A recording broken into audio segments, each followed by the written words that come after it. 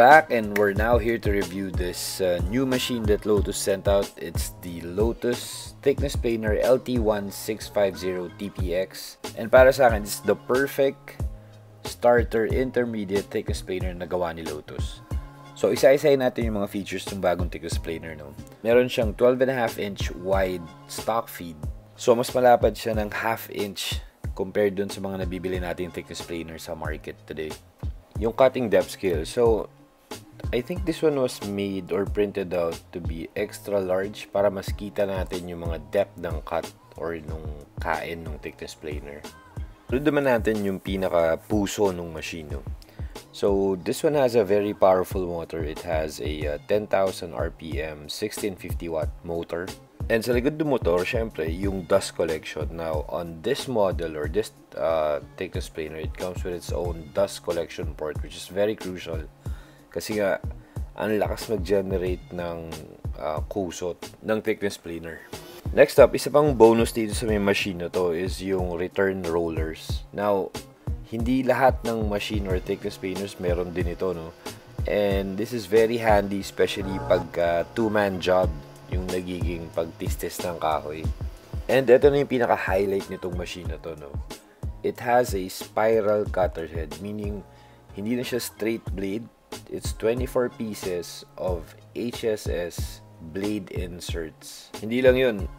The blade inserts that come with the machine has 4 sides. So meaning, mas tipid siya in the long run. Dahil pag may nabunging blade, iikot mo lang yung isang side and you're all set.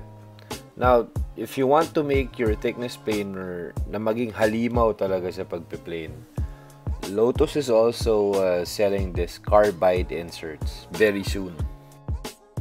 So that's the overview of the machine. Let's try it out sa may hardwood or sa kahoy naman on how it planes. So what I have here is a laminated or glued up pine wood, which is roughly around 12.25 or 12.1/4 inches wide.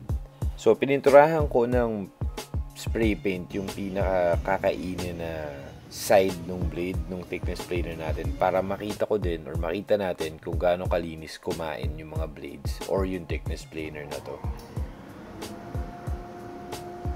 So, while doing this, naisipan ko na rin na i-measure yung decibel reading kung gaano talaga kaingay itong thickness planer. Kasi diba, most of the time, pagka sinabing thickness planer, maingay talaga tong machine na to. Now, nung ginamit ko siya, the average decibel reading was roughly around 87, 88 decibels. Naglalaro lang doon. So, it's not bad for a thickness planer. Now, ang dahilan doon kung ba't hindi siya kasing ingay nung regular straight blades na thickness planers because of doon nga sa may blade inserts na ginawa. So, true to its word, 12.5 inches wide yung mouth na kaya natin ipasok na kahoy dito sa planer na to. No? Yung kanina sinukat ko yung kahoy na sinalong ko, yung pine wood na yan, it's 12.1/4 and easing pumasok dun sa machine. Now, subukan naman natin sa mas matigas-tigas na kahoy, no? Mahogany and acacia. So, unahin muna natin yung mahogany. This is harder than acacia for sure. And ito nga palang dalawang plank na to was jointed na yung ilalim na side para pag dinaan ko na rito sa planer, maging parallel na yung pag-flat niya. So, small passes muna kasi nga bukol-bukol yung side nung yung pinakaibabaw nung mahogany. As you can see, high spot yung gitna, meron sa gilid. Pero after several passes, makikita nyo naman na talagang na-smoothen out nung thickness planer. Now, para makita naman na uniform yung thickness na ginawa nung thickness planer, kasi yun siya, di ba, is to plane the thickness or tinatawag din siyang thicknesser para ma-uniform mo yung pinaka-thickness ng kahoy. So, gumamit ako ng combination square. I think it's roughly around 36 millimeters. And from start to end, perfect yung sukat na nangyari. So, lipat naman tayo dito sa may acacia. Kung yung kanina, mahogany, sobrang baluktot at ang daming problema. Lalo na tong acacia na to. As you can see, high spot yung gitna, meron sa dulo. But then again, after several passes dito sa may thickness planer, na-plancha na yung pinaka-problema na yun. Now, sorry dito sa may ingay, no? Pero that's how it sounds. Hindi siya yung very annoying na tunog. Parang regular machine lang na tumatakbo. And it really plays well. At ito na siya nung natapos ko na siyang i-plane. So, wala talaga akong reklamo. Ang lakas ng motor and then ang linis niyang tumabas.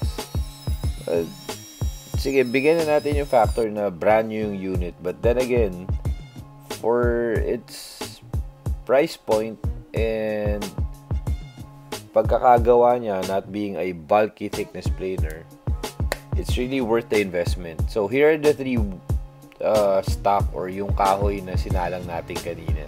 So yung mahogany nasa dulong kanan, acacia nasa gitna, and then ito yung malapad or 12 and 1/4 inch na pine wood glue up. Now, lipat naman tayo sa may exotic wood. Meron ako sa shop na walnut, teakwood, and maple. So, kasi nung unang pinost ko to dati, parang teaser lang sa mga woodworking groups, may nag-request na try it on solid wood. So, subukan natin dito sa mga kahoy na to. First up, yung walnut. So, kita nyo naman medyo mataas yung nasa left side or lower side nung face nung kahoy, no? Pero after just a few passes, okay na siya. Konting sanding na lang ng higher grit and you're all set. Lipat naman tayo dito sa napakatigas na teakwood and napakabigat. Kung papapansin nyo, wala naman nagbago sa may tunog ng thickness planer if it was pine or kahit itong super tigas na teakwood. So, ibig sabihin, walang kahirap-hirap yung blade tumaba sa kahoy. And for the last stock or yung huling kahoy, we have maliit akong maple na nakita. So, subukan na rin natin. So, isang pasada lang ulit. Wala nang problema. Makinis na makinis. And mula ron sa pininturahan natin kanina, itong tatlong kahoy na to, look at it now. Diba? Malinis, makinis.